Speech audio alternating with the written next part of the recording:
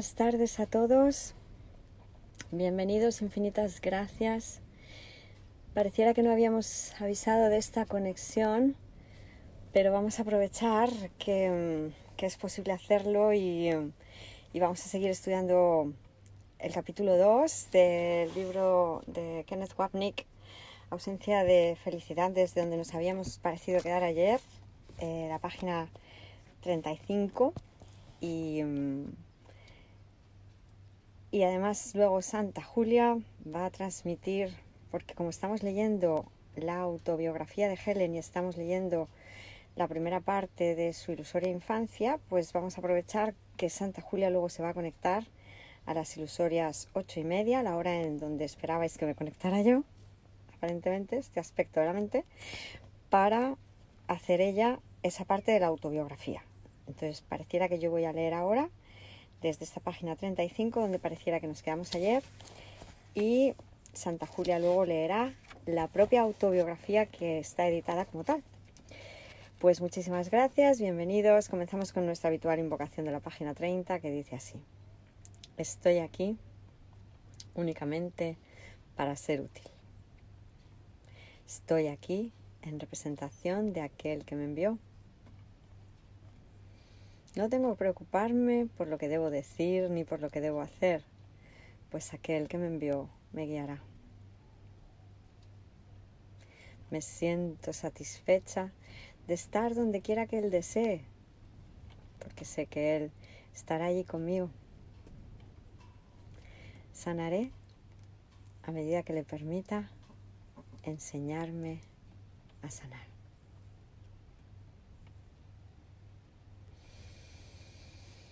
Y le damos las gracias al Maestro Jesús por llevarnos tan dulce y amorosamente de la mano. Gracias a todos los hermanos maravillosos por querer liberar al mundo de lo que pensábamos que era. Y gracias, Padre, por nuestra perfecta creación. Bienvenidos a todos, Santa María Carmen Barros, Santa Vicky Era, Santa Blanca Pérez, Santa Vicky. Maestra hermosa, buenos días, gracias igualmente. Santa Claudia Fonseca, Santa Vicky, a toda la afiliación, feliz instante santo. Amén.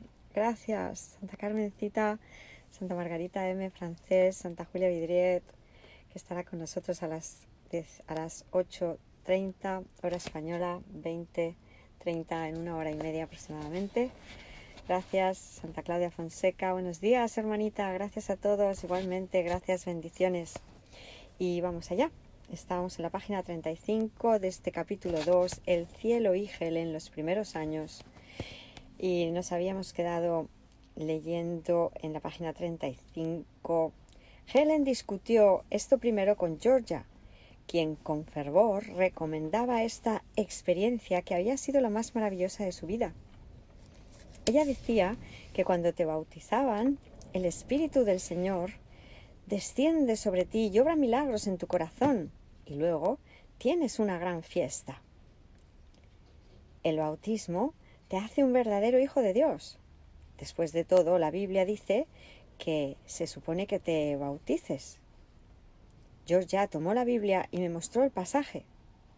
Eso era lo que decía, en efecto. No había duda al respecto. Helen se decidió. Ella debía bautizarse. Habló con el ministro, quien le explicó que se espera que los bautizados se unan a la iglesia. Esto le planteaba a Helen un problema que ella no había previsto. El ministro le sugirió a Helen que lo pensara un poco. Me fui a casa y lo pensé. Las cosas eran más complicadas de lo que yo había supuesto. Yo no había contado con que unirse a la iglesia era parte del ser bautizado, y sentía que al menos uno debía creer en Dios antes de dar un paso tan grande como ese. Helen también habló con un ministro bautista acerca de su casa. Pero éste le dijo lo mismo. Él se alegraría de bautizarme y de aceptarme como miembro de su iglesia. Esas parecían ser las reglas. Sin embargo, finalmente encontró un ministro quien efectuaba un servicio bautismal cada mes, y estuvo de acuerdo con bautizar a la niña de 13 años. Él le sugirió, no obstante, que tal vez fuese una buena idea que Helen les preguntase a sus padres primero, especialmente debido a que su padre era judío. Helen obedeció. Su madre estaba complacida y prometió comprarle la cartera que ella deseaba, mientras que su padre no mostró sentimiento alguno en absoluto, que no fuera el sentir que Helen debía hacer lo que ella deseara. Así que Helen retornó al ministro y se preparó para que la bautizaran el domingo siguiente. Georgia vino a mi bautizo como mi testigo y mi amiga. Ella me ayudó a prepararme y me puso la túnica blanca. Estaba muy emocionada y repetía que yo iba a tener la experiencia más maravillosa de mi vida. Yo esperaba que ella tuviera razón. Después de la ceremonia me vestí y fui al estudio del ministro a buscar mi certificado de bautismo mientras Georgia retiraba mis cosas húmedas en una bolsa que habíamos traído. Camino a casa, Georgia me dijo que debíamos tener algún tipo de fiesta, así que ella me invitó con helado y pastel y más tarde me compró una caja de dulces. Yo disfruté la fiesta, pero al llegar a casa comencé a sentirme triste. Realmente no era diferente ahora que me había bautizado. Seguí asistiendo a la iglesia con Georgia durante algún tiempo, por si acaso. Luego comencé a asistir solo de vez en cuando y finalmente, simplemente, dejé de asistir por completo. Era inútil. Yo no tenía fe. Georgia decía que probablemente era obra del diablo y me sugería que orase de cualquier manera. También me prometió que oraría por mí. Dios no me defraudaría, ella estaba segura, ahora que yo había sido debidamente bautizada. Yo sentía mucho afecto por Georgia. Ella había sido muy generosa conmigo. Le di las gracias por sus oraciones y dejé las cosas así. Recuerdo que el esposo de Helen, Luis, se pronuncia Louis, me dijo una vez cuán importante había sido para Helen la figura de Georgia, puesto que ella fue quien le había dado a Helen su cimiento religioso y cuánto Helen la había querido siempre. Georgia se quedó con Helen y Luis, dicho sea de paso, hasta alrededor de 1970, cuando estaba casi ciega e ingresó en un hogar para el cuidado de ancianos. Ella y Helen permanecieron en contacto por un tiempo después y luego Helen perdió el rastro de su vieja amiga, una de las muy pocas personas en su vida hacia quien Helen no mostró ambivalencia.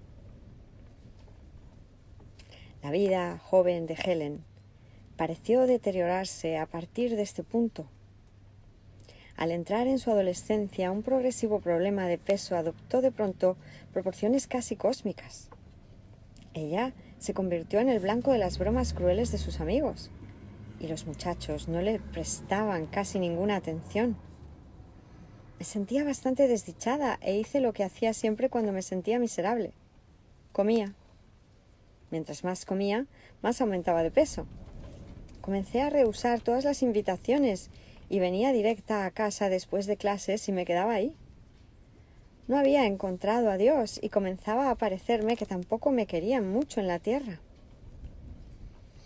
La madre de Helen era de gran apoyo y trataba de ser útil. Para esta época, ella había cambiado su interés religioso hacia la ciencia cristiana y por eso llevó a Helen con el practicante médico más maravilloso, alguien que le había mostrado la luz. Yo misma necesitaba un poquito de luz, así que accedí a hacer la prueba con el practicante. Mi madre me dio un libro, el cual debía leer primero. No me impresionó mucho ni en una forma ni en la otra, y fui a ver al practicante más por desesperación que por fe. Este habló mucho acerca de Dios. Me planteó innumerables argumentos con la locuacidad nacida de una frecuente repetición, pero no pude evitar el pensamiento de que, con su manera de arguir, se puede probar prácticamente cualquier cosa. Pronto me di cuenta de que me enfrentaba nuevamente al viejo problema de la fe. tienes que creer primero y luego buscar la prueba. No tenía sentido alguno pasar nuevamente por lo mismo.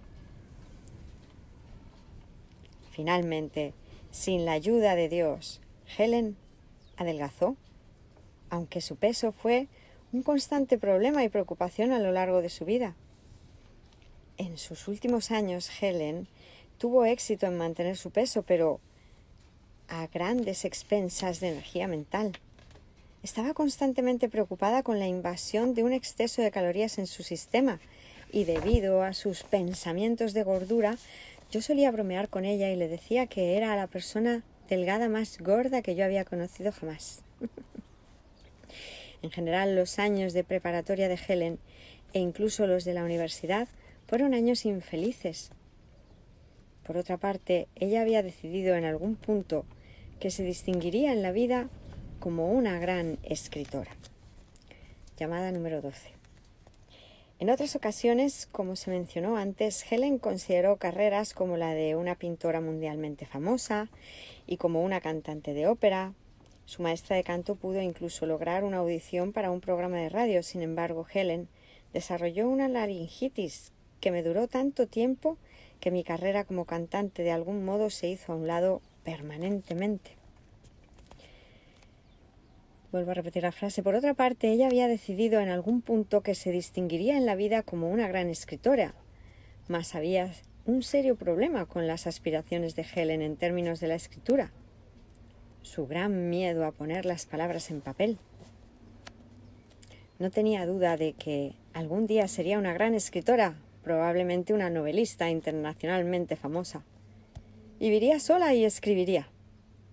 En vista de mi meta secreta, la intensa dificultad que yo tenía para escribir cualquier cosa en lo más mínimo era particularmente difícil de superar. Más aún, era tan sensible acerca de cualquier cosa que escribía que incluso cuando finalmente tuviese éxito en lograr poner algo por escrito, lo más probable es que rehusara entregarlo. Era difícil negar que esto no armonizaba con mi futura carrera tal como yo la imaginaba. Finalmente me las ingenié, aunque inciertamente, para intercalarlo en mi papel como intelectual y gran futura escritora, aunque nunca me sentí muy a gusto con ello. Como intelectual era hipercrítica y como escritora era supersensible. Algún día estos atributos incrementarían mi eminencia, aunque por el momento eran difíciles de manejar. A la luz del conflicto posterior de Helen en su función como escriba de un curso de milagros, sus primeras dificultades con la escritura adquieren gran interés. Mientras Helen estaba anotando el curso, Jesús le explicó esto. Tu agudo problema anterior para anotar las cosas procedía de un muy anterior, es decir, de una vida pasada, uso inadecuado de unas habilidades muy grandes como escriba. Estas se tornaron en una ventaja secreta más bien que compartida, privando a la capacidad de su potencial milagroso y desviándola hacia la posesión. Más adelante habrá más sobre esto, pero para continuar ahora con la autobiografía de Helen. Mientras tanto, leí mucha filosofía. Platón fue siempre un favorito de Helen y me sentí felizmente implicada en sistemas de pensamiento en general y de lógica en particular. Aquí, al fin, había una clase de seguridad. No importa lo que pudiese ocurrir en un mundo incierto, aún no podía pasar con seguridad de unas premisas dadas a las conclusiones adecuadas. Yo amaba la lógica, las matemáticas y cualquier cosa que me diera la sensación de ser un sistema bien apretado y cerrado. Sentía que con esto yo podía salir adelante. Casi me dio un ataque de cólera la primera vez que me topé con la matemática inductiva. Me sentía traicionada por mi mejor amigo. Yo hice mi licenciatura en filosofía, la cual ofrece oportunidades excelentes para arguir en ambos lados de cualquier cuestión, y la pasé muy bien. De ese modo, jugaba con los silogismos durante años y me encantaban, pero al asunto de la vida le prestaba tan poca atención como fuese posible. La fascinación de Helen con la lógica llenaba exitosamente su necesidad de manipular la forma, sin prestarle particular atención al significado subyacente o al contenido de su miedo a relacionarse con el mundo. Ella amaba, por ejemplo, la idea de que lógicamente uno podía probar cualquier cosa, bien fuese cierta o falsa, una vez que uno aceptaba la premisa inicial. Esta dinámica de la forma a expensas del contenido era un componente primordial en el sistema defensivo de Helen contra el significado de Dios y fue característico de su vida entera. Es interesante advertir cómo se describirá plenamente con posterioridad, cómo en un curso de milagros Jesús utilizó las destrezas silogísticas de Helen, pero cambió el contenido subyacente del miedo de Helen al amor de él. Cuando cursaba su segundo año en la Universidad de Nueva York, Helen conoció a Louis Schuckman, quien era un estudiante de cuarto año que trabajaba en la biblioteca. Uno de sus primeros encuentros tuvo que ver con una súplica de Helen para que Louis le permitiese quedarse con un libro reservado un día adicional, puesto que ella no había terminado la tarea para su clase. Al principio Louis se negó, pero acabó sucumbiendo a los encantos y a las promesas de Helen de devolver el libro con prontitud.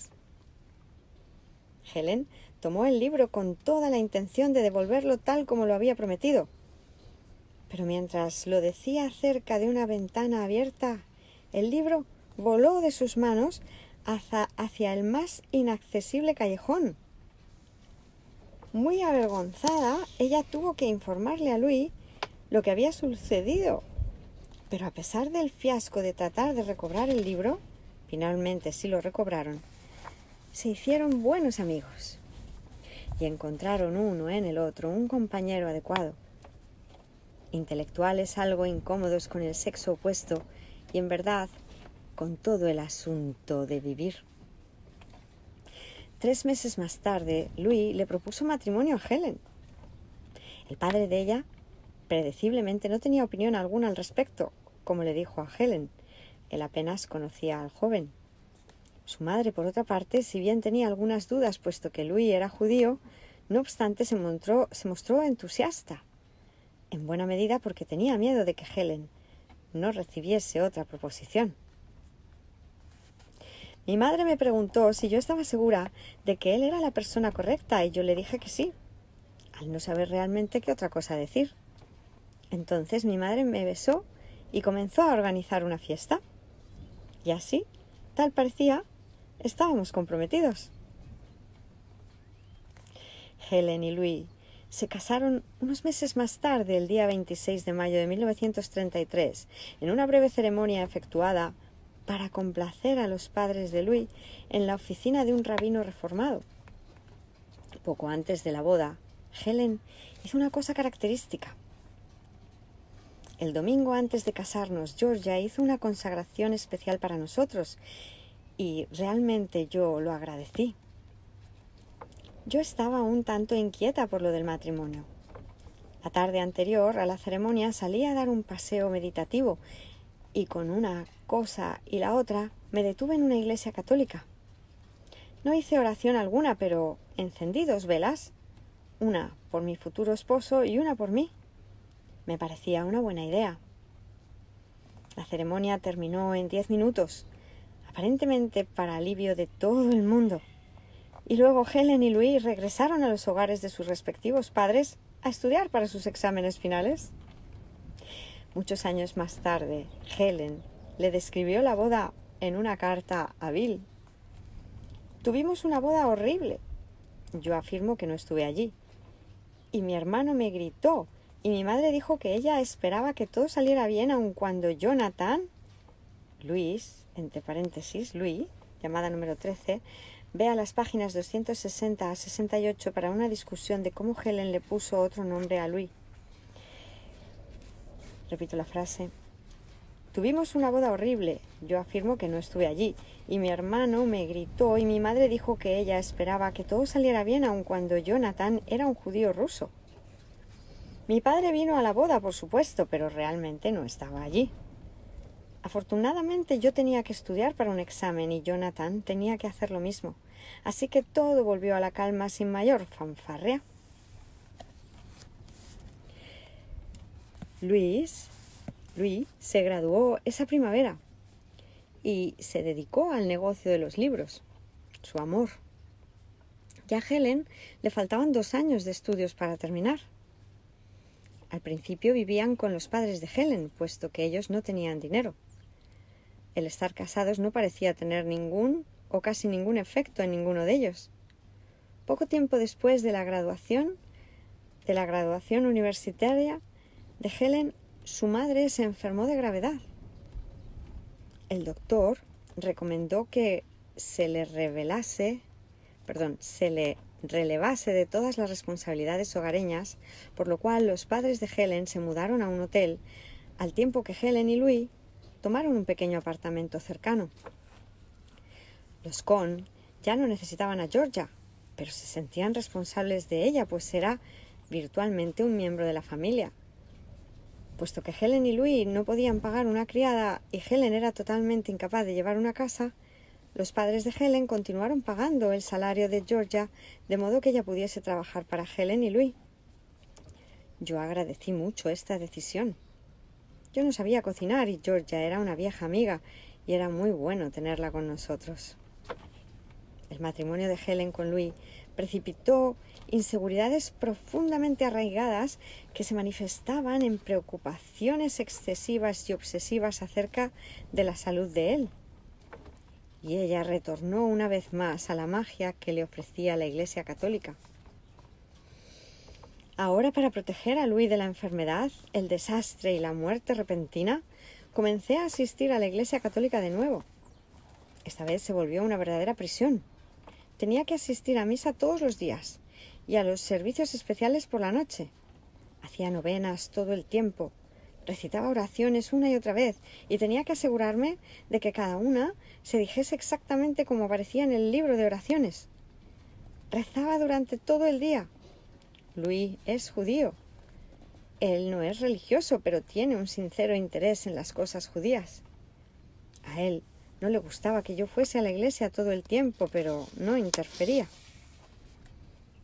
Posteriormente, Helen me dijo que el miedo constante de Louis era que despertase un día y encontrase que Helen había sido bautizada como católica romana. La infelicidad de Helen continuaba. Sin embargo, puesto que ella en realidad no sabía qué hacer con su vida, la infelicidad de Helen continuaba, sin embargo, puesto que ella en realidad no sabía qué hacer con su vida. El unirse a Louis en la librería no funcionaba muy bien. Era la vida de él, no la de ella. Y luego Helen se enfermó gravemente.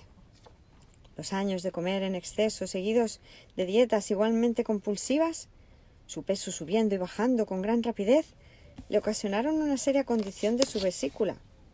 Durante varios meses, Helen retrasó la inevitable operación, pero las noches de pesadillas a gritos, asociadas con un dolor que se hacía peor, la obligaron finalmente a acceder a ingresar en el hospital. El doctor le aseguró que la cirugía era de rutina y que ella debía de estar en su casa dentro de una semana más o menos. Pero Helen no le creía y así recurrió a Dios en busca de ayuda una vez más todavía. Aquella noche me senté y traté de organizarme. No me gustaba la idea de someterme a esta operación por mi cuenta. Sería mucho más fácil, pensaba yo, si creyese que Dios cuidaría de mí. Había la posibilidad, suponía yo, de que Él existiese después de todo. Ciertamente el hecho de que yo no creyera en Él no tenía nada que ver con su existencia de una forma u otra. En cualquier caso, no había nada malo en tratar de transigir. Pondría la operación en las manos de Dios en caso de que existiese, y si las cosas salían bien, yo incluso podría creer en Él nuevamente. no se perdía nada con tratar. Recé el Padre Nuestro, puse mi operación en las manos de Dios y me fui al hospital al día siguiente con mi medalla de la Santísima Virgen alrededor del cuello. La operación resultó ser todo menos sencilla y Helen apenas sobrevivió a la misma. Permaneció inconsciente por largo tiempo y no la dieron de alta por espacio de más de 4 meses. Una de las enfermeras de Helen era una católica muy religiosa y al ver la medalla de Helen supuso que ella también lo era.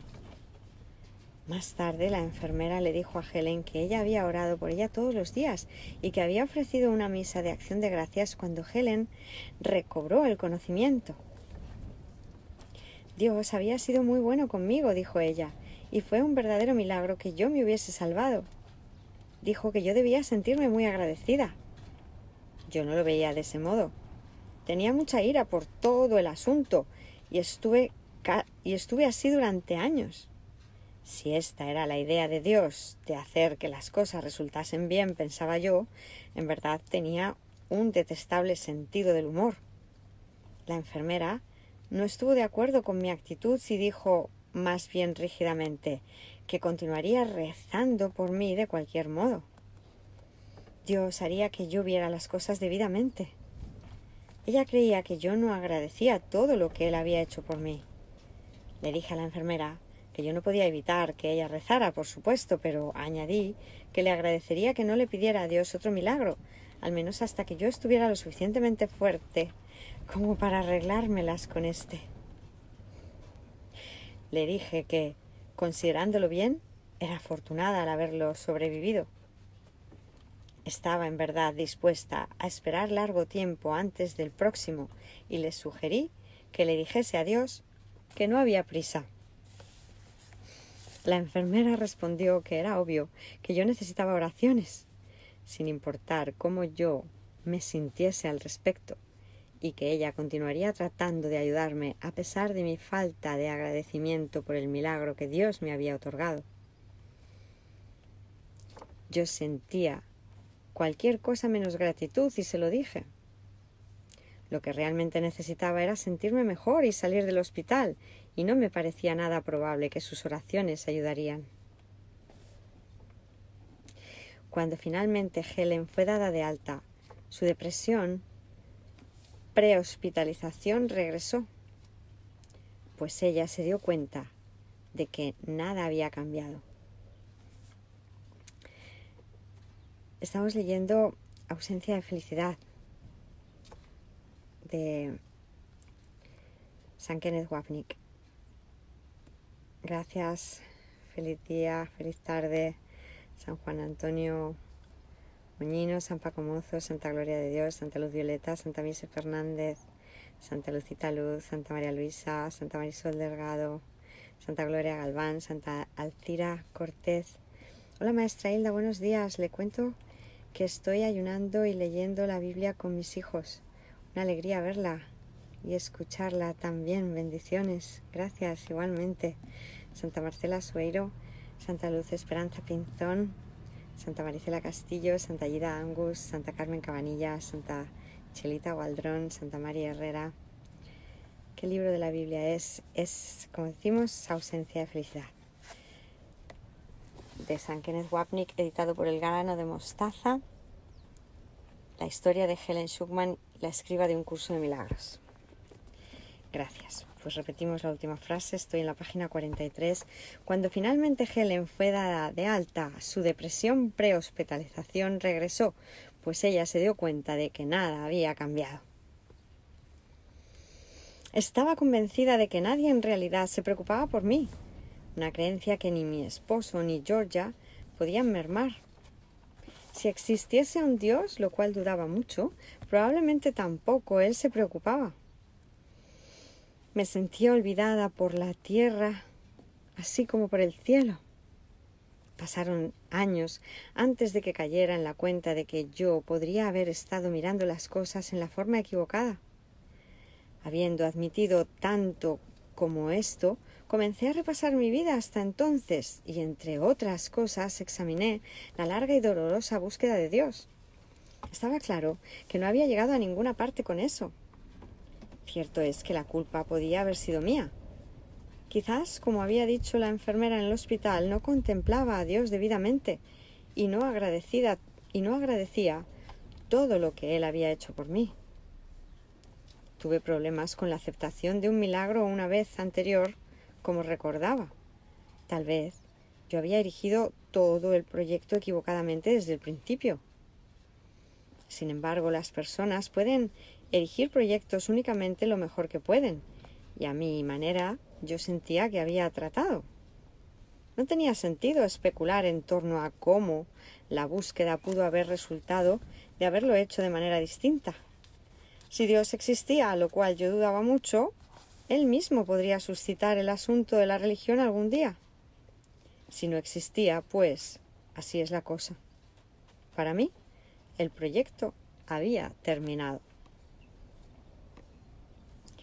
5 años posteriores a su matrimonio, su madre murió mientras consideraba la posibilidad de Unity, la Unity Church, de la cual se piensa ahora como una forma de cristianismo de la nueva era.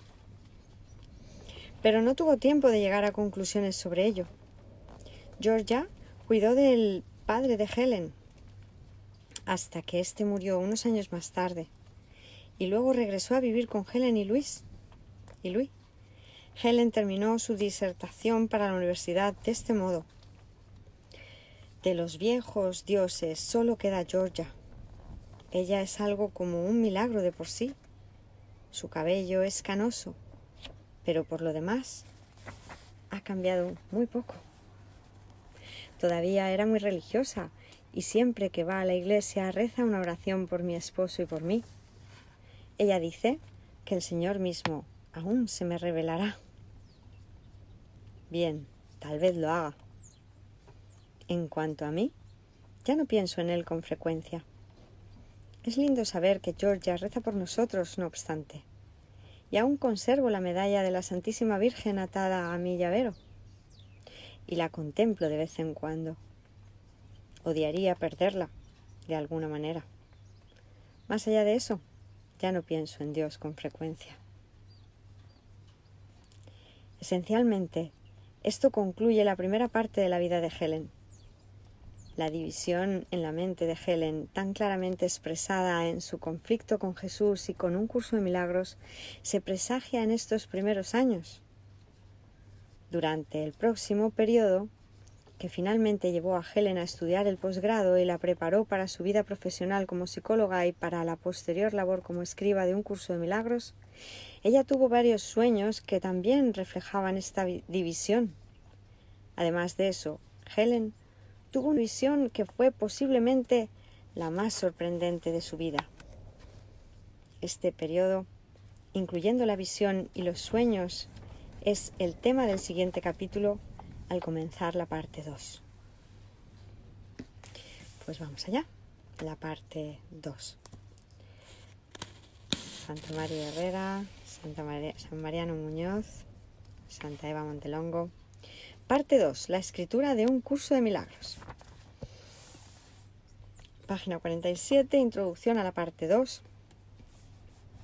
La labor como escriba de un curso de milagros fue presagiada por varios acontecimientos, internos y externos, los cuales comprenden los primeros 4 capítulos de esta parte. Estos incluyen la decisión de Helen de iniciar sus estudios de posgrado en psicología clínica, las circunstancias que la condujeron al Centro Médico Presbiteriano Columbia, ya que conociese a William Tedford, y una serie de visiones, sueños y fenómenos psíquicos que la prepararon para el inicio del dictado. Los 4 capítulos siguientes describen la labor como escriba del curso en sí, y se presentan porciones del material personal que subsiguientemente se eliminaron de la edición impresa. Estos ilustran, como se discutirá en más detalle en los capítulos en sí, la naturaleza intensamente personal de la relación de Helen con Jesús y la ayuda específica que Él le proveyó tanto a ella como a Bill para que comprendiesen el curso teóricamente y aprendiesen a aplicar los principios del mismo en sus vidas. Esta parte también presenta extractos de una serie de cartas que Helen le había escrito a Bill durante el verano que precedió el comienzo de su labor como escriba del curso, así como notas de un diario que Bill había mantenido alrededor de un año durante el dictado. Estos reflejan la sinceridad y dedicación con la cual Helen y Bill abordaron la tarea de aprender y practicar las enseñanzas de perdón del curso. Las cartas y el diario permanecen tal vez como la más brillante luz personal en el cielo de su relación de 23 años. Capítulo 3. El camino hacia un curso de milagros, 1938. Preparación para el posgrado. Durante el periodo posterior a su infortunada operación de vesícula, la desdicha y la depresión de Helen continuaban. Incluso ella consultó a 2 psicoanalistas. El primero, un freudiano ortodoxo, no resultó de mucho provecho, puesto que Helen básicamente sabía y entendía todo lo que el psicoanalista podía ofrecerle. También era muy difícil para ella aceptar ayuda de alguien, dado su miedo a la unión. En un nivel mucho más profundo aún, sin embargo, la psicoterapia era inútil para Helen, puesto que su neurosis seguía otra lógica, como veremos dentro de poco y discutiremos en mayor profundidad más adelante en este libro. Fue durante este primer análisis que ella discutió su experiencia recurrente de sentir la presencia de un hombre detrás de su hombro izquierdo, quien trataba de captar su atención, la cual ella rehusaba darle resueltamente. Helen ciertamente conocía la identidad del hombre. Ella lo habría escrito con H mayúscula, de cuya crucifixión 2000 años atrás le dijo una vez un psíquico británico, ella nunca se había recuperado. Sin embargo, mantenía su identidad en secreto del analista. Sin el entendimiento de su motivada renuencia de acudir a Jesús, cualquier intento por ayudar a Helen habría sido insustancial y en vano. La segunda analista de Helen, una analista horneyana, terminó convirtiéndose en la paciente de Helen. En una sutil inversión de papeles, Helen resultó ser de mucho provecho para ella. Este periodo de depresión, el cual cubrió sus años 20 y 30, pareció llegar a su fin con la decisión de Helen de regresar a la universidad y estudiar para obtener su doctorado en psicología. Así es como ella lo describe en su autobiografía. Cuando me aparté de mi investigación sobre el cielo, pensé que en su lugar probaría la investigación sobre la tierra, al darme cuenta de que más me valía comenzar la búsqueda de una mejor manera de pasar el resto de mi vida. Esto, reconocía yo, podría ser difícil, puesto que aún yo sabía muy poco acerca del mundo, pero sentía que de igual manera debería comenzar. Georgia todavía se ocupaba de las tareas de la casa y nosotros no teníamos niños que ocupasen mi tiempo. Al principio traté el negocio de los libros una vez más, pero si bien claramente este era el lugar adecuado para mi esposo, era igualmente claro que era el lugar equivocado para mí. Comencé a ir allí con cada vez menos frecuencia y generalmente peleaba con mi esposo cuando lo hacía. Parecíamos no llevarnos bien en los negocios. Comencé a sentirme atrapada en una mala situación sin una idea meridianamente clara de cómo salir de la misma. Durante un tiempo parecía como si mi búsqueda de un lugar en la tierra pudiese terminar tan inefectivamente como mi búsqueda del cielo, aun cuando yo era singularmente libre para hacer lo que quisiera. En el curso de buscar en derredor encontré un campo de especial interés para mí. Me di cuenta de que necesitaría muchísimo adiestramiento y experiencia, y encontraba el prospecto bastante abrumador al principio. Decidí que el tiempo que me tomaría no importaba mucho, no obstante, y a mi padre no le importaba tener que ayudarme con los gastos que podría conllevar. Louis fue un gran apoyo y estimuló mucho a Helen durante este periodo.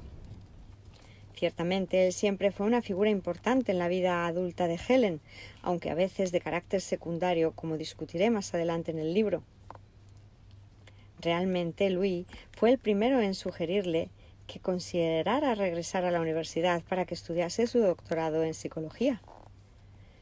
Conociendo la habilidad intuitiva de Helen para serle útil a las personas angustiadas, como lo había hecho con la familia y con los amigos durante muchos años, Louis reconocía la pérdida que implicaba el que ella permaneciese en la casa sin nada que hacer. Y sin embargo, Helen estaba renuente a regresar a la universidad. Mi esposo mostraba una paciencia ejemplar durante nuestras largas y frecuentes discusiones sobre mi potencial carrera, pero yo estaba tan insegura que me tomó años tomar la decisión. Aun después de haber decidido más o menos ser una psicóloga, mis esfuerzos se limitaron durante largo tiempo a discusiones interminables con mi esposo, a solicitar cursos por catálogo y a hablar sobre posibilidades de adiestramiento con los consejeros universitarios. Realmente yo no sabía de qué trataba la psicología. Solo tenía una especie de vaga noción de que la misma contenía algunas de las respuestas que yo necesitaba. Finalmente, me decidí a superar mis miedos y a ingresar en el programa de posgrado. Estaba determinada a obtener notas sobresalientes y estudiaba compulsivamente, perseguida por un fuerte miedo de fracasar y casi ferozmente impulsada a triunfar. Habiendo fracasado en mi búsqueda del cielo, estaba inflexiblemente determinada a triunfar en la tierra. Muchas gracias, Santa Cecilia. Mi amor para ti, Hildita, y para toda la afiliación. Gracias, igualmente. Santa Lorena Lira, excelente libro. Estoy escuchando su hermosa lectura. Gracias, igualmente.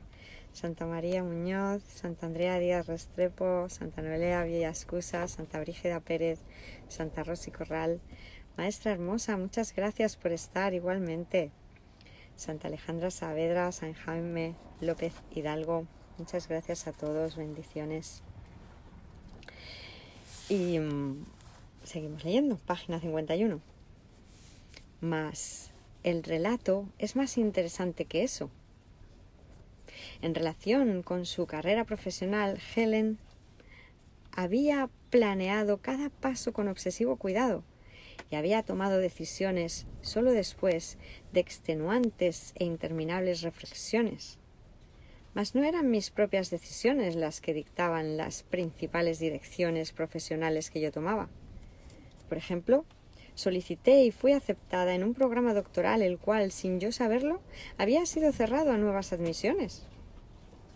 Un estudiante, junto a quien me senté en la cafetería, me sugirió un potencial tópico para mi tesis, el cual era de gran interés para el director de mi departamento, aunque yo lo desconocía en el momento. Él no solo aprobó mi admisión al programa, sino que accedió a ser mi director de tesis. Tal como Helen comenzaba a experimentarlo, sus decisiones profesionales desde este punto en adelante de su vida no tenían nada que ver con su lógica o sus deseos. Más bien estaban basadas en una decisión tomada en un nivel enteramente distinto que se relacionaba con su disposición de convertirse en la escriba de un curso de milagros. Esta decisión obviamente se relacionaba con la muy cercana relación de Helen con Jesús. Ya sea que ella haya o no haya elegido aceptar el hecho, haya o no haya elegido aceptar el hecho, Helen estuvo profundamente relacionada con Jesús toda su vida, como se discutirá en capítulos posteriores. En la mente de Helen, sin embargo, el tomar la decisión de asistir a la Universidad de Nueva York y convertirse en psicóloga resolvió su frustrante e infructuosa búsqueda de Dios. Ahora creía que por fin estaba libre para distinguirse en el mundo. En lo que a Dios se refiere, Helen concluyó que ella había hecho el máximo que había podido por encontrarlo, pero Él no se había esmerado al ayudarle a ella. Y por lo tanto, bastaba ya de él. Ahora ella era una científica racional y objetiva, y esa sería su religión. Una extraordinaria experiencia en el subterráneo de la ciudad de Nueva York. No obstante, si ella le hubiese prestado alguna atención, le hubiese indicado el desatino de tal idea. Esto demostraba que al final Georgia había tenido razón. Dios se le revelaría a Helen, aunque, como escribió Helen más tarde, me tomó mucho tiempo reconocerlo y mucho más tiempo aún aceptarlo. En verdad, me opuse amargamente a la idea completa durante bastante tiempo. La experiencia en el subterráneo. Página 52. El relato que Helen hace de esta experiencia, la cual comienza la segunda parte de la autobiografía, la primera parte la constituye el trabajo que escribió estando en el posgrado que discutí antes, vea páginas 17 y 18, estaba característicamente algo bordada en cuanto al ambiente que Helen le dio, aunque no en cuanto a la experiencia en sí. En lugar de editar el relato escrito de Helen sin la ayuda de ella, decidí reproducirlo como Helen lo escribió y lo reescribió. Mi recuerdo del relato de Helen me hizo de esta experiencia, mi recuerdo del relato que Helen me hizo de esta experiencia, dicho sea de paso, así como lo que se plantea en una de las versiones de la narración, fue que la misma sucedió muchos años antes de su ingreso al posgrado, después de haber estado casada unos 5 años más o menos. Sin embargo, parece en todas las demás versiones de su autobiografía como algo que sucedió mientras asistía a la universidad. Si mi memoria está verdaderamente en lo cierto, al igual que mi comprensión de esta discrepancia, el cambio de fecha surge del sentir de Helen de que era efectivo desde un punto de vista literario, una constante preocupación de ella, ubicar la experiencia al tiempo en que ella asistía al posgrado, en lugar de ubicarla con anterioridad. Este cambio temporal proveería entonces un agudo contraste entre la impresionante naturaleza religiosa de la experiencia y el airado ateísmo que ella adoptó durante el periodo en que asistía a la Universidad de Nueva York. He aquí la descripción de Helen. Resultó que el tema de Dios no era un asunto cerrado después de todo. Surgió nuevamente de la manera más inesperada. El primero de una larga serie de asombrosos episodios tuvo lugar en un momento particularmente inverosímil. Yo había cambiado del agnosticismo a un airado ateísmo, hasta llegar a un punto en que la mera mención de la religión o de Dios me irritaba. Estaba pesadamente armada con armas científicas, preparada e incluso ávida de batallar contra las ideas de tono remotamente religioso. Si alguien se proponía proseguir con el tema, yo era propensa a tornarme más bien insultante, y si por casualidad me encontraba con una discusión religiosa en la radio o en la televisión, apagaba el aparato abruptamente y luego dirigía unos cuantos comentarios floridos en su dirección. También me enfadaba con la gente. Mi resentimiento guardado seguía aflorando e invertía gran parte del tiempo y la energía buscando cosas en mi alrededor con las cuales enfadarme. Naturalmente, no era difícil encontrarlas. Las personas parecían haber desarrollado una tendencia explotadora y una falta de consideración cuyo alcance yo no había sospechado previamente. Me sentía crecientemente desposeída, tratada con ingratitud y ofendida, pero no sospechaba que estaba realmente deprimida y ansiosa. Firme, aunque más bien cándidamente, creía que había superado al fin la superstición religiosa y que, al llegar a la única área de la verdad que quedaba, un rígido y dogmático experimentalismo, finalmente estaba mirando las cosas de manera realista. Para tomar prestada una frase de mis propias notas posteriores, realmente la frase se originó en los propios labios de Helen al despertar una mañana y la misma se relacionaba con Bill. Vea adelante página 168. Jamás subestimes el poder de la negación. Esta puede ciertamente opacar lo más obvio. Una fría noche de invierno, mi esposo y yo fuimos a visitar a unos amigos quienes vivían algo distantes. Yo odiaba el transporte público y la evitaba siempre que era posible.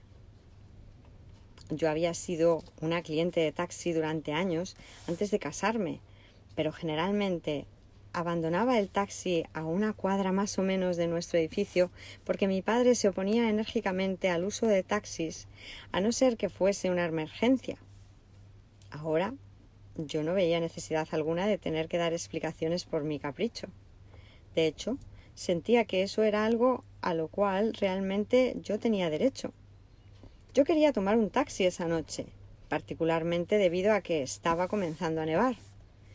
Louis no compartía mi punto de vista y me recordó, para gran molestia de mi parte, que el viaje era largo y que el subterráneo solo estaba a una cuadra de distancia. Consideré esto como un insulto imperdonable, pero sin expresar más objeciones, me encaminé furiosamente hacia el subterráneo, sombríamente determinada a sufrir, pero no sola. Al llegar a la plataforma, salía un tren y tuvimos que esperar el próximo durante unos 20 minutos. A medida que pasaba el tiempo, me sentía con más y más ira. Cuando el siguiente tren llegó finalmente, estaba abarrotado y tuvimos que permanecer de pie por un rato antes de poder ocupar un asiento sobre un radiador muy caliente. Yo estaba usando un abrigo de piel nuevo, el cual estaba segura que se estropearía. En cada estación una brisa congelante soplaba contra mi cabeza sin sombrero cada vez que la puerta se abría. Además, estaba haciendo estragos con mi peinado, en el cual había invertido un tiempo considerable antes de salir de casa. Cada vez me convencía más y más de que iba a pescar una pulmonía, un miedo constante de Helen, probablemente en ambos pulmones. Como un peligro adicional, las personas estaban tosiendo y estornudando alrededor mío y yo casi podía ver los gérmenes atacándome. Estaba convencida para entonces de que la falta de consideración de mi esposo tendría un desenlace fatal. Su feliz absorción en su periódico no ayudaba en modo alguno tampoco. Además de ser peligrosa, toda la situación me estaba causando profunda repulsión. El tren olía a ajo y a maní, y las personas apiñadas con nosotros se veían sucias y descuidadas. Al otro lado del pasillo, un niño con las manos veteadas con chocolate había tocado la cara y hombros de su madre y había dejado las huellas de sus dedos sucios sobre ella. 2 asientos más adelante, otra madre se estaba limpiando el traje sobre su bebé, donde su bebé había vomitado. Un grupo de niños mayores estaban haciendo mucho ruido, y uno de ellos tomó una bolita de goma de mascar del piso y se la llevó a la boca. En el extremo opuesto del tren, algunos viejos estaban discutiendo acaloradamente y sudando copiosamente. Yo estaba encontrando toda la situación progresivamente insoportable y cerré los ojos para apartarla de mí, sintiéndome con el estómago revuelto. Y entonces sucedió algo asombroso. Fue muy breve. Las intensas emociones asociadas con ello comenzaron a desvanecerse casi de inmediato y desaparecieron totalmente en algo menos de un minuto. Un relato preciso de lo que sucedió es imposible. Como una aproximación, sin embargo, fue como si una luz que me cegaba resplandeció detrás de mis ojos cerrados e inundó mi mente por completo. Sin abrir los ojos, Me parecía estar observando a una figura mía cuando era niña, que caminaba directamente hacia la luz. La niña parecía saber exactamente lo que estaba haciendo. Parecía como si la situación fuese completamente familiar para ella. Por un momento se detuvo y se arrodilló al tiempo que tocaba la resplandeciente tierra con los codos. Las muñecas y la frente, con los codos, las muñecas y la frente en lo que parecía un gesto oriental de profunda reverencia. Luego se levantó, caminó hacia la derecha y se arrodilló nuevamente, y esta vez descansando su cabeza como si se reclinara con una rodilla gigante, contra una rodilla gigante. La sensación de un gran brazo, los eternos brazos de Dios, la abarcaba y ella desapareció. La luz se tornó más brillante aún y sentí el más indescriptible e intenso amor que fluía de la luz hacia mí.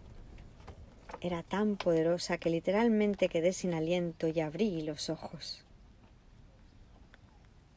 Vi la luz por un instante más, durante el cual amé a todo el mundo en el tren con esa misma increíble intensidad.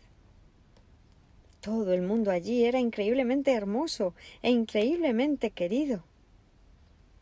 Luego la luz se desvaneció y el viejo cuadro de mugre y fealdad regresó. El contraste era verdaderamente chocante. Me llevó varios minutos recobrar un semblante de compostura. Luego busqué la mano de Luis con incertidumbre. No sé cómo explicar esto, dije con voz temblorosa, pero una cosa muy graciosa acaba de sucederme. Realmente me asustó un poco y es muy difícil de describir, pero pues vacilé un momento y luego seguí sin aliento. Vi una gran luz y olas de amor emanaban de ella, y cuando abrí mis ojos amaba a todo el mundo aquí, tanto como éste me amaba a mí. Ahora todo ha desaparecido y no entiendo lo que pasó. Luis, un lector omnívoro, había leído un poco sobre el misticismo, aunque encontraba que el tema era de limitado interés. Muy extrañamente, él no parecía sorprendido y me dio unas palmadas en la mano de modo tranquilizador. «No te preocupes», me dijo suavemente, y tomó su periódico nuevamente. «Es una experiencia mística común. No pienses más en ello». La experiencia fue tan asombrosamente distinta de la vida consciente de Helen que ella trató de hacer lo que Luis le recomendó. Traté de seguir su consejo y lo logré parcialmente. El episodio no se ajustaba a mi vida consciente, la cual permaneció inalterada por él mismo durante mucho tiempo. Sin embargo, colgaba suspendido en un rincón de mi mente, aunque no pensé seriamente en él durante años. Dicho sea de paso, los lectores familiarizados con un curso de milagros reconocerán una alusión a esta experiencia en el hermoso pasaje del texto titulado «La canción olvidada». Más allá del cuerpo, del sol y de las estrellas, más allá de todo lo que ves y sin embargo en cierta forma familiar para ti, hay un arco de luz dorada que al contemplarlo se extiende hasta volverse un círculo enorme y luminoso. El círculo se llena de luz ante tus ojos. Sus bordes desaparecen y lo que había dentro deja de estar contenido. La luz se expande y envuelve todo, extendiéndose hacia el infinito y brillando eternamente sin interrupción ni límites de ninguna clase. Dentro de ella todo está unido en una continuidad perfecta. Es imposible imaginar que pueda haber algo que no esté dentro de ella, pues no hay lugar del que esta luz esté ausente. Esta es la visión del Hijo de Dios, a quien conoces bien. He aquí la apariencia de aquel que conoce a su Padre. He aquí el recuerdo de lo que eres, una parte de ello que contiene todo ello dentro de sí y que, está tan inequívocamente unida a todo como todo está unido en ti. Tema 21, epígrafe 1, párrafo 8 al 9 hasta la línea 3. Este pasaje siempre incomodaba a Helen, por razones que por mucho tiempo yo nunca podía entender, puesto que su hermoso lenguaje era tal que normalmente a Helen le habría encantado. Luego, yo recordé un día la conexión del pasaje con la experiencia del subterráneo y reconocí que la incomodidad se relacionaba con esta experiencia y no con el pasaje en sí. Durante este periodo que precedió a su ingreso al posgrado, Helen tuvo una serie de sueños que se relacionan con su yo dividido. Ya hemos examinado uno de estos, el pájaro azul gris, pero los demás son interesantes también, pues reflejan directamente el conflicto subyacente en Helen, que es uno de los temas centrales de este libro. Ahora pasamos a ellos. Pues nos vamos a quedar aquí, criaturas divinas. Estamos leyendo el libro de Ausencia de Felicidad, que es la historia de Helen Schucman, la escriba de Un curso de milagros, editado por El grano de mostaza y escrito por San Kenneth Wapnick. Estamos leyendo el capítulo 3, El camino hacia un curso de milagros, y vamos a dejarlo en Los sueños, página 56. El próximo día leeríamos desde aquí. Santa Julia va a compartir con vosotros la biografía de Helen Schucman, de Santa Helen. La va a compartir tal cual la tenemos escrita y, como veréis, se repetirán varias de las cosas que hemos leído aquí. Hemos considerado que podría ser interesante para este compendio que se leyera también, ¿verdad? Entonces, pues bueno, infinitas gracias. Y a las 8:30 por este mismo canal, por la fanpage de Hilda Núñez López, tendréis a Santa Julia leyendo la biografía de un curso, la autobiografía de Santa Helen Schucman. Helen con Schucman. Gracias, bendiciones, os amamos. Y luego esta ilusoria noche, gracias Santa Andreita, gracias Santa Gida, a los que habéis participado todos en la lectura amorosa de las lecciones de la segunda parte de Un curso de milagros, que continuará a las ilusorias 11 horas española. Estaremos allí leyendo. A mí pareciera que me ha correspondido la lección 272, allí estaremos. Y el lunes estaremos también a las ilusorias 5 de la tarde haciendo el Espíritu Santo a través mío, aparentemente, pues una disertación de lo que crea más conveniente. Tenéis el enlace de Zoom copiado ahí para que podáis conectaros. Infinitas gracias, os amo, bendiciones.